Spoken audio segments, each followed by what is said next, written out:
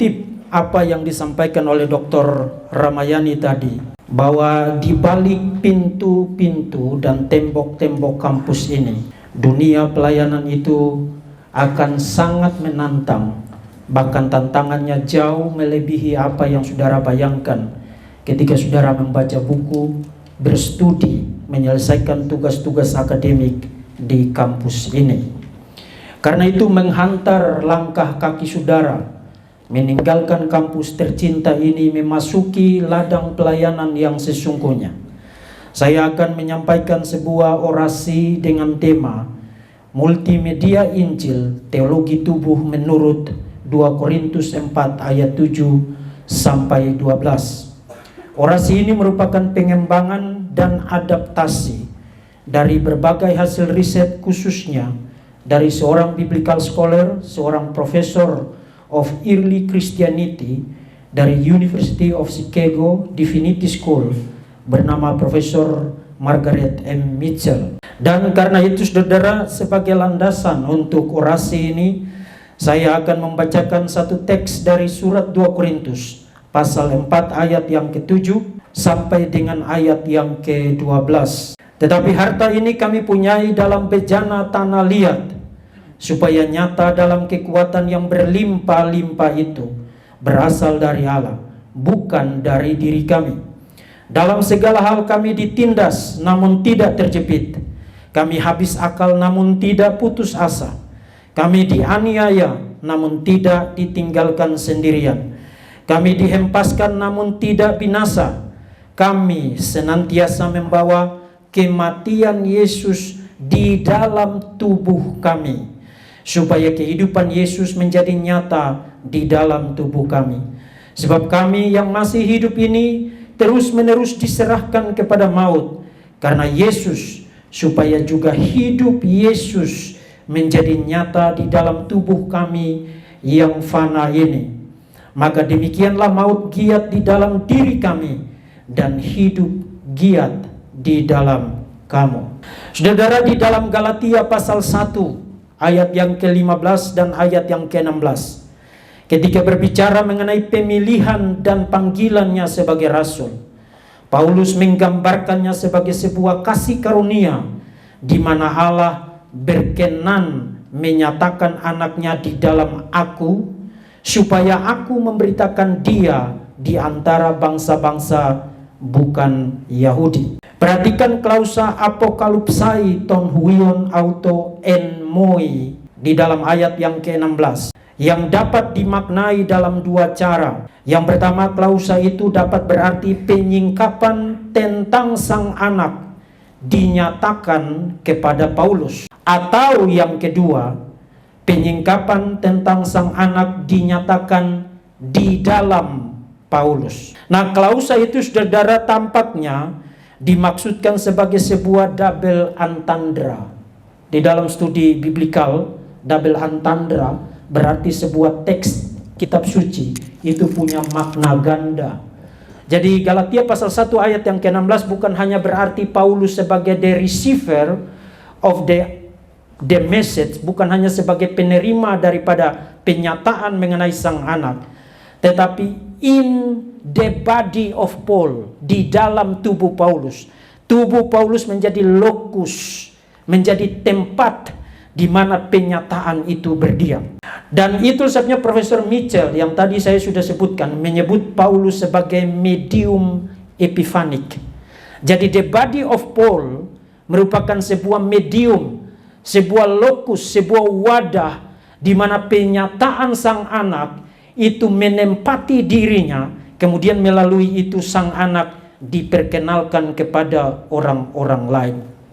Nah, karena Paulus adalah medium epiphanik, maka bagi Paulus Injil tentang sang anak dan dirinya sendiri, his own body, merupakan sesuatu yang telah menyatu sedemikian rupa sehingga penerimaan atau penolakan terhadap salah satunya akan mengakibatkan penerimaan atau penolakan terhadap yang lain. Maksudnya, karena Injil itu sendiri dan the body of Paul telah menyatu sedemikian rupa, maka you tidak bisa hanya terima Injil lalu menolak Paulus, atau menerima Paulus lalu menolak Injil. Menerima Injil tanpa menerima Paulus merupakan penolakan terhadap Injil itu sendiri. Atau menerima Paulus tapi menolak Injil yang diberitakan oleh Rasul Paulus juga merupakan penolakan terhadap Injil itu sendiri. Nah, teologi tubuh atau teologi diri, atau yang disebut oleh Profesor Mitchell sebagai the epiphanic logic, itu nantinya akan menjadi sangat penting ketika Paulus menangani krisis yang terjadi di jemaat di Korintus, khususnya ketika dirinya sendiri ditolak atau setidaknya dianggap tidak cukup qualified untuk dianggap sebagai rasul, khususnya di dalam surat 2 Korintus. Di antara surat-surat Paulus, surat 2 Korintus merupakan salah satu surat yang sangat menarik, karena Paulus menggunakan the epiphanic logic yang tadi sebagai sebuah retorika apologetik dalam membela kredibilitas dan kredensinya sebagai rasul. Di dalamnya Paulus menggeser perhatian dari sekadar pembelaan subjektif mengenai kredensi kerasulannya menuju kepada persoalan hermeneutik, yaitu hermeneutik of his body, penafsiran mengenai tubuh Paulus.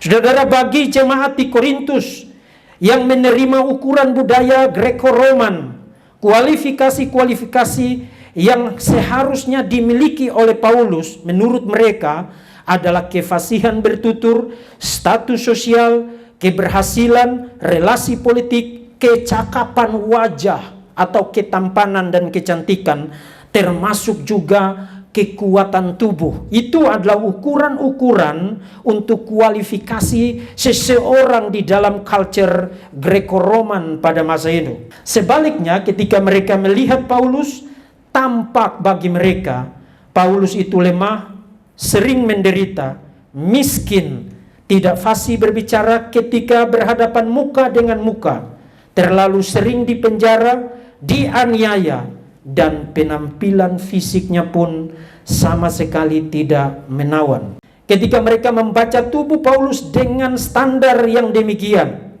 yang mereka dapati adalah bahwa Paulus tidak layak, tidak qualified untuk menyandang status sebagai seorang rasul. Alhasil, mereka tampaknya tidak ada masalah untuk menerima the gospel of Paul. Jadi mereka tidak ada masalah menerima Injil yang diberitakan oleh Paulus. Tapi mereka more than happy to reject Paul as the apostle of that gospel. Jadi mereka tidak ada masalah menerima Injil yang diberitakan Paulus. Tapi mereka siap kapan saja menolak Paulus sebagai rasul dari that gospel, dari Injil yang diberitakan Paulus. Nah, saudara, bagi Paulus sikap itu merupakan sebuah ketidakmungkinan teologis. Kesimpulan berujung penolakan terhadap dirinya pasti salah. Karena kesimpulan dan sikap praktis penolakan itu merupakan bertentangan dengan the logic of epiphanic, bertentangan dengan teologi tubuh atau teologi epifanik yang sudah dia bangun di dalam surat-suratnya. Misalnya di dalam salah satu surat terawalnya, surat Galatia, penyataan atau the apocalypse of the son, penyataan atau penyingkapan mengenai sang anak, atau yang nanti disebut Paulus sebagai the gospel, Injil, bukan hanya disingkapkan kepada Paulus, bukan hanya disingkapkan kepada Paulus sebagai penerima penyataan itu, tapi Paulus percaya bahwa penyataan itu disingkapkan in his own body, di dalam tubuhnya sendiri. Jadi mereka tidak bisa sekadar menerima Injil sambil menolak Paulus. Menolak salah satunya merupakan penolakan terhadap keduanya sekaligus. Jika demikian, mengapa jemaat di Korintus tiba pada kesimpulan yang salah, yang berujung pada sikap praktis yang salah itu, yakni penolakan terhadap kredensi kerasulan Paulus. Nah, dalam bedahan Paulus, problem fundamental yang melahirkan kesimpulan salah yang berujung sikap praktis yang salah itu terletak atas kesalahan mereka dalam membaca tubuh Paulus, atau terletak pada kesalahan mereka di dalam melakukan the hermeneutic of the body of Paul. Kesalahan mereka terletak pada hermeneutika terhadap tubuh Paulus.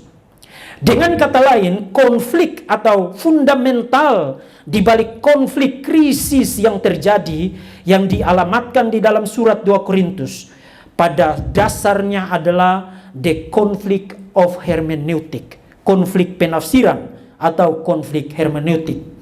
Tanda atau tubuh yang sama dibaca dan ditafsirkan dengan dua horizon yang completely bertentangan.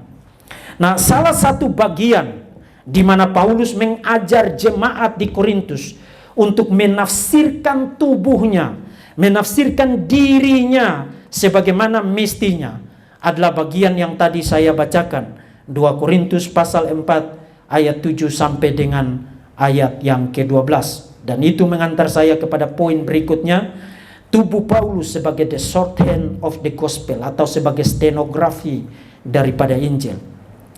Saudara, di dalam teks itu Paulus menggunakan metafora harta dalam bejana tanah liat, ayat yang ke-7, di mana harta itu merujuk kepada Injil yang diberitakan Paulus, sedangkan bejana tanah liat merujuk kepada diri Paulus dan termasuk para rasul yang lain.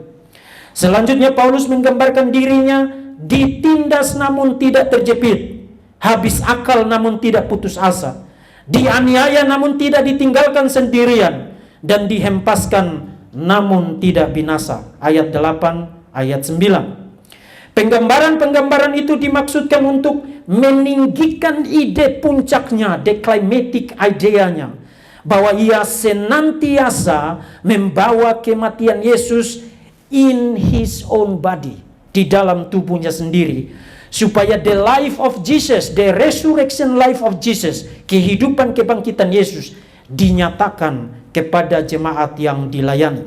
Dengan kata lain, bekas rantai-rantai penjara, guratan-guratan pada wajah kelelahan, luka-luka di sekujur tubuhnya, penampilan fisik yang tidak menawan dan tak terurus, bagi Paulus seharusnya menjadi bukti yang kelihatan dari the power of the gospel, kuasa Injil yang bekerja di dalam dan melalui tubuh Paulus. Sebab ia bukan hanya menerima penyataan Injil, melainkan juga penyataan itu sendiri telah menjadikan tubuhnya menjadi lokus di mana kematian dan kebangkitan Kristus bertemu secara eksistensial.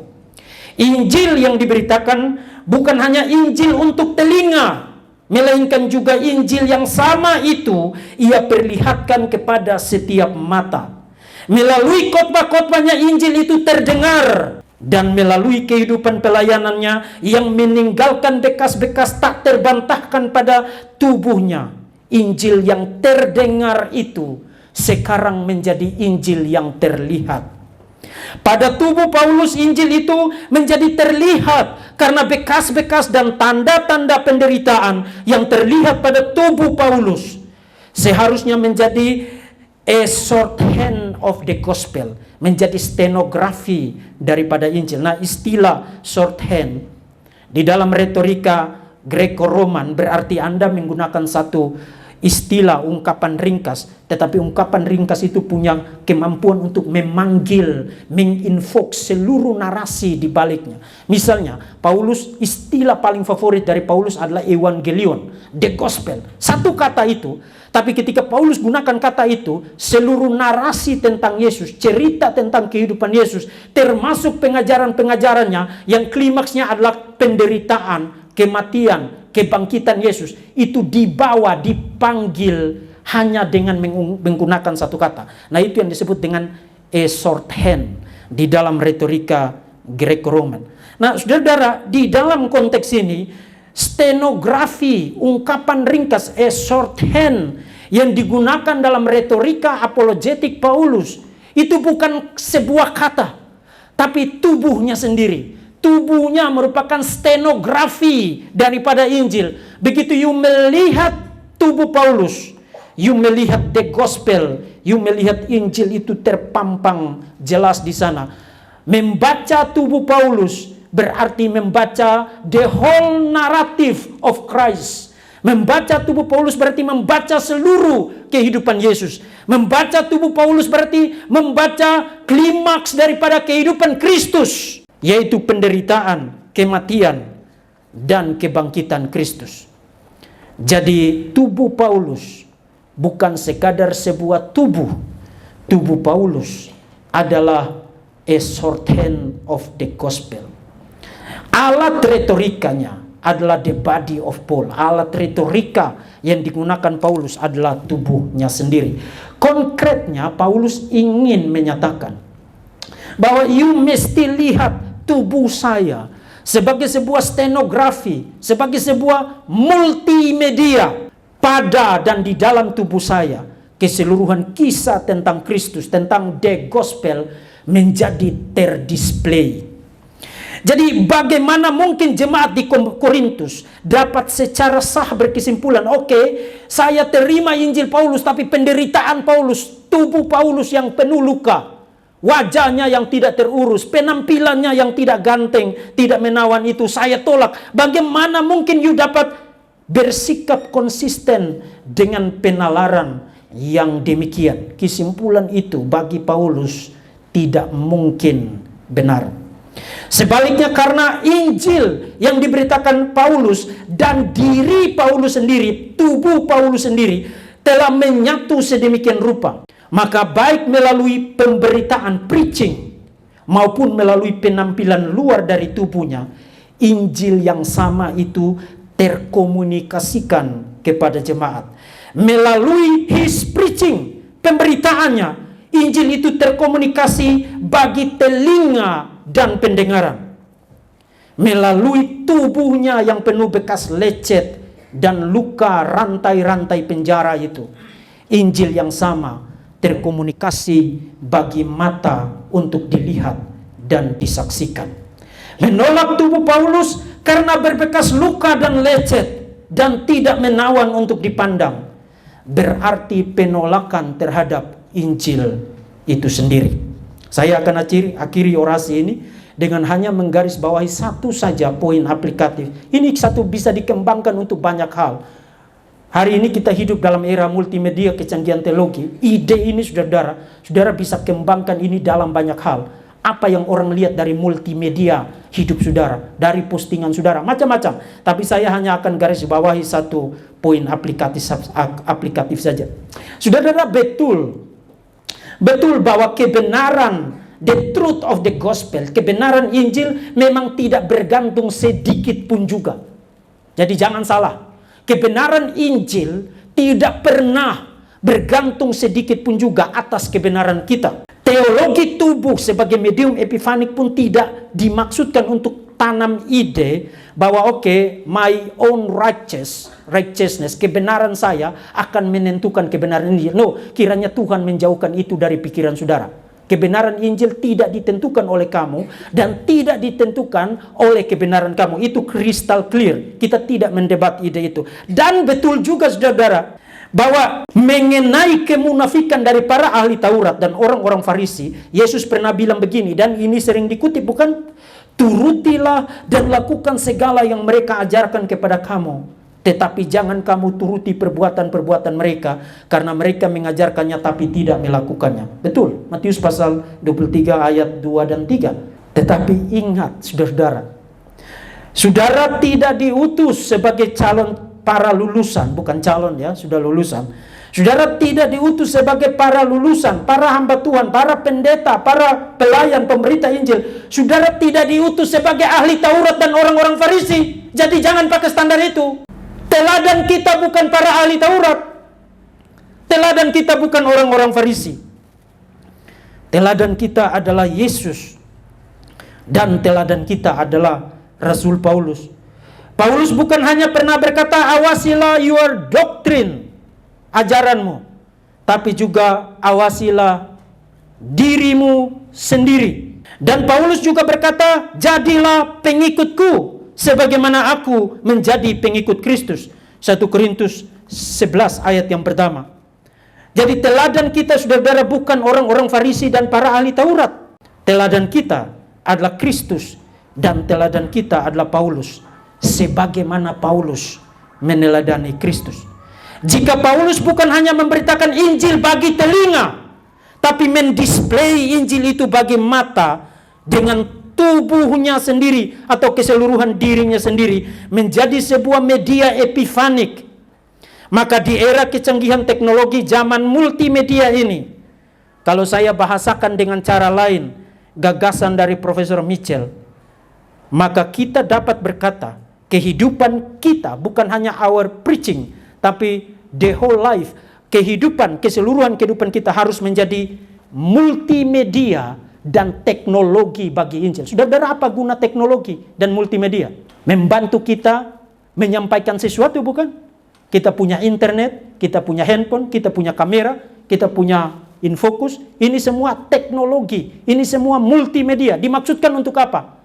Bukan dimaksudkan untuk demi teknologi dan demi multimedia itu sendiri, tapi dimaksudkan untuk menolong kita jauh lebih gampang mengikuti seluruh sesi ini, melihat tampilan materi, melihat lagu dan lain sebagainya. Saudara-saudara, hidup kita harus menjadi the technology of the gospel, menjadi teknologi daripada Injil, menjadi multimedia daripada Injil. Itu gagasannya. Sehingga waktu kita memberitakan Injil, Injil itu bukan hanya kita beritakan bagi telinga orang-orang, tapi Injil itu juga kita beritakan bagi mata daripada orang-orang. Karena di era ini, saudara-saudara, sama pentingnya Injil itu diberitakan dengan benar untuk telinga, tapi juga tidak kalah penting Injil itu didisplay untuk mata. Nah, saudara-saudara, akhirnya satu kali kelak, ketika engkau dan saya menghadap Tuhan kita Yesus Kristus, saudara, bukankah akan sangat membahagiakan kalau kita mendengar Yesus, Raja di atas segala raja itu berkata, berbahagialah telinga yang mendengarkan engkau, dan berbahagialah mata yang menyaksikan bagaimana engkau hidup. Amin.